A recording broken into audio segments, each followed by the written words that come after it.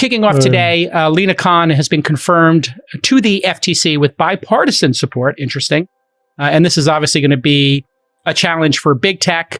This is obviously really unique because she's 32 years old. Unbelievable. I did a little research on her and watched some videos.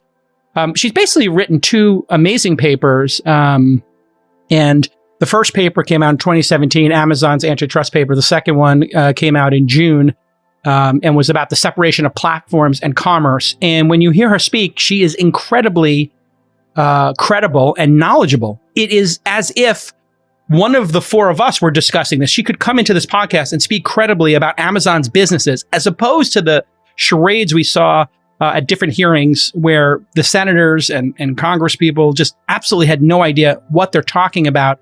Some of the items I picked up from a talk she gave in Aspen is that she formed a lot of these opinions by talking to venture capitalists who were concerned about Amazon's dominance and other companies and the competitive space. And she is looking at consumer welfare, one of the lenses of antitrust, which I'm sure David Sachs will have some thoughts on as our resident attorney here, and the framing of those in terms of harm of the consumer. She believes there's other harm that happens.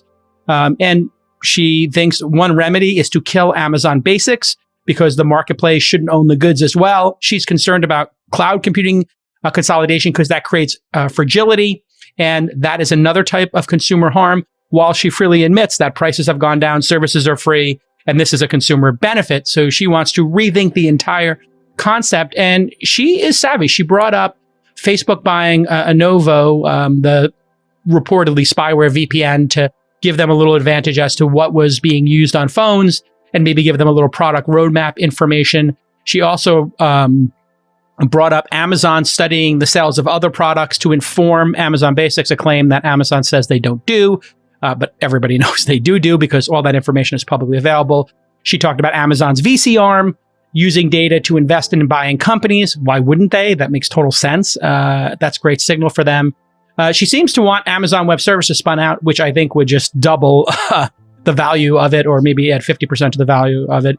And she gave very pragmatic examples, like maybe separating Google Maps from Android. And when you turn on your Android phone, you would have to install Maps, or maybe you would pick from the different maps that are out there, different programs, and that there would be integration in them, and people could swap out MapQuest or Apple Maps in their Google searches. So a lot of actually very interesting, pragmatic approaches. And she doesn't think these need to be decade-long lawsuits. She thinks this is going to be a negotiation and that people will kind of work together on it. But this is all with the backdrop of partisan politics and, one group of people looking at this through the lens of wealth and inequality, and another group looking at it through censorship. Sachs, since you are our counsel here, what are your thoughts on this appointment? Yeah, I mean, the interesting thing is that, Lina Khan is the Bernie-approved candidate. She is liked by the progressive left, but at the same time, she got 21 Republicans to support her. And so this nomination, sailed through confirmation. I think what she's saying, I think there's a very good argument to it, and I've said similar things in the past, which is, what she's basically saying, especially in the case of Amazon, is, look, you've got this company, Amazon, that controls essential infrastructure, AWS, the whole distribution supply chain going all the way from the port to warehouses to logistics and distribution. That is going to be owned by a scaled monopoly player. You have massive economies of scale. It's pretty clear they're going to dominate that. And what they're doing is systematically going category by category and using the monopoly profits they make by owning the sort of core infrastructure and subsidizing their entry into each of these new categories, that Amazon Basics and others. And she calls that, it's predatory pricing.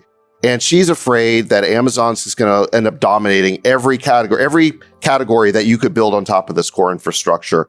I think it's actually a pretty valid concern. I think you see something analogous happening with Apple and Google in the app stores. We had a congressional hearing pretty recently in which you had Spotify and other apps complaining about what Apple was doing to them, saying they are making our service non-viable with the 30% rate that they're charging. You remember Bill Gurley had a great post about this, saying just because you can charge a 30% rate doesn't mean you should. Right. And now we're seeing this blowback from this massive 30% rake. And you had Spotify saying, look, Apple is doing this to basically make us infeasible relative to Apple Music. So I think there is a legit point here, which is that if you own the monopoly platform, the sort of essential infrastructure, you cannot use it to basically take over every application that can be built on top of that platform. That, I think, is a very appropriate use of antitrust law. And I think that's the good here. Now, I think that there are some concerns or some potential downsides. And, and the downside that I see is that we used to judge antitrust law in terms of consumer welfare. And so there was a limiting principle to the actions of government, which is you would just look at prices and the effect on prices. Here, the sort of movement that Lina Khan represents, the so-called hipster antitrust movement, they're concerned about power and they want to restructure markets to avoid sort of concentrations of power. I don't see the limiting principle there. And so I think it would be a limiting principle in terms of who you could take action on, but it wouldn't be a limiting principle in terms of how you would restructure the market.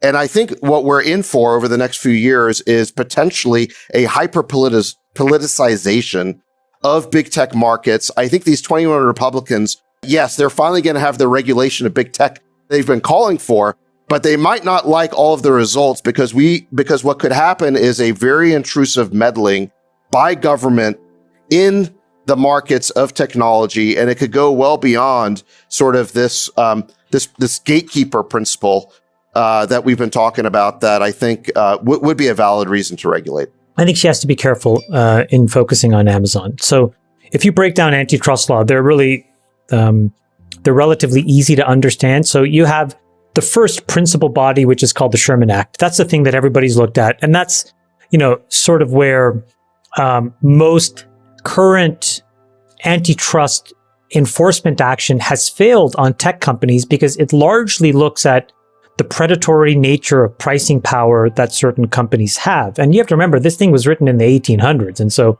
what did people do when they controlled things? They drove prices up. Tech does the exact opposite, right? They constantly drive prices down. And what's counterintuitive is it turns out that in the olden days, driving prices up drove out competition. Today, driving prices down drives out competition. Yes. Right? So, you make Gmail infinite storage.